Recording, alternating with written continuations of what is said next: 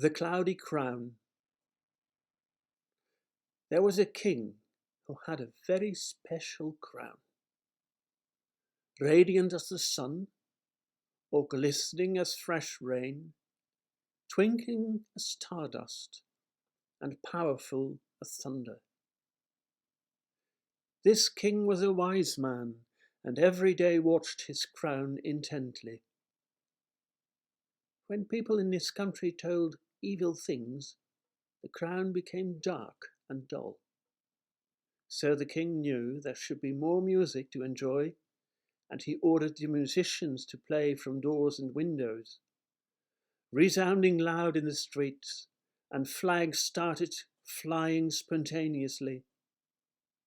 And the king joined the music, and he sang out loud. When the crown was tainted, the king knew there was a big row somewhere in the country. He found out where, and the quarrellers had to clean and polish the crown. And often they had to laugh out loud, so the row was soon forgotten. It did not always work out well, but at least a little of the stain was gone, and time faded what was left. When the crown became almost transparent, and the king could very nearly see through the crown, he asked for the artists. In the whole country, people were drawing and painting and acting, up in the quiet attics and in the busiest schools, till everyone in the country could clearly see the crown again. And sometimes when the crown was freezing cold, everyone was asked to run around for fun, by order of the king, until the crown was warm again. One day many clouds surrounded the crown. The king could hardly see the crown any more, and in short time it grew worse and worse. Clouds came down from the sky and attached to the crown. They grew bigger and bigger and bigger, until they looked like huge ash clouds. And they found their way deep into the hearts of everyone. Then the king knew that people were frightened, and if people are frightened, they will be frightened evermore. Fright contaminates. Night came, and everyone went to bed afraid. Afraid of the dark, afraid of the clouds and monsters, and afraid of tomorrow. Everyone, yet not the king. He was thinking. He kept a watchful eye on the people and the country, for he was the king. All of a sudden he heard a voice. "Be brave." The king looked outside and saw a strange light in the dark night. His heart jumped. That was it. When you're scared, you should do brave things, of course. So the king decided to do brave things. He started doing small, courageous things. You should know that he was a little scared of spiders. They were hair-raising. So he decided to practice being brave about spiders. On the first day he watched a great big spider. The king counted its legs. He felt a tiny bit brave. On the second day he watched a nest of spiders, a little ball near the window. He saw the threads wonderfully woven, the delicate web so thin and yet strong enough to support a spider. The spider filled him with amazement and wonder, and he felt even braver than the day before. The third day he was talking to the spider. It didn't answer, but again the king felt braver than before. After a week he saw a spider in his crown.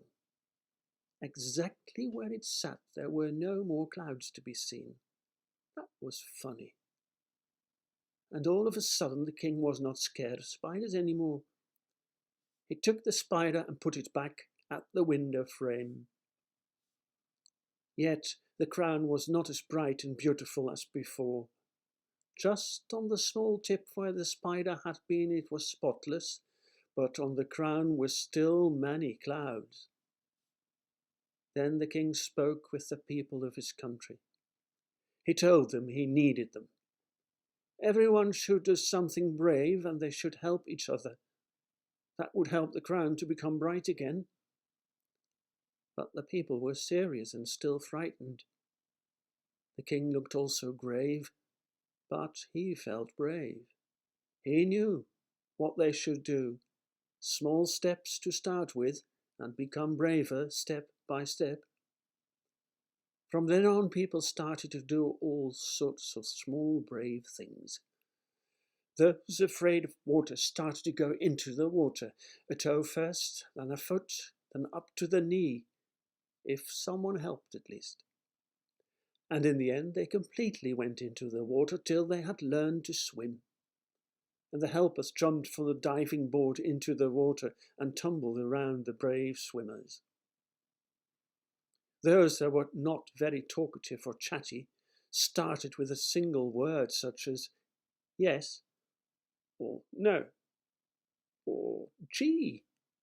And if someone was really listening and nodded or sent a friendly smile, they dared to speak more, and some of them became great storytellers telling stories people loved to hear.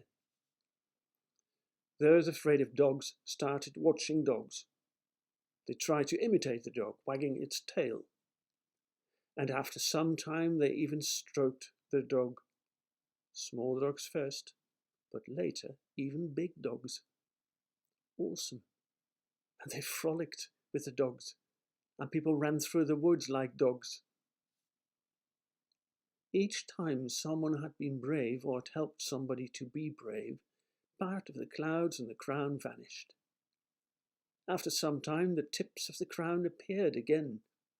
A couple of weeks later, the thick clouds around the crown disappeared, and wisps of clouds softly moved in the wind. In the end, there were just some clouds left at the very bottom of the crown. It took a long time, all this. People happened to be scared of particular things for good reason. Some had to practice a long, long time to become brave. Nobody bothered.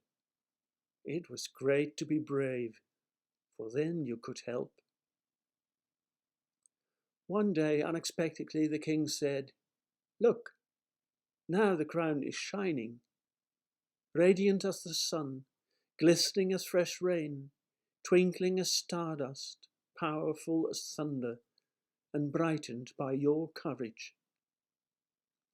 And everyone was proud of the cloudless crown, and they were so happy not to be afraid anymore.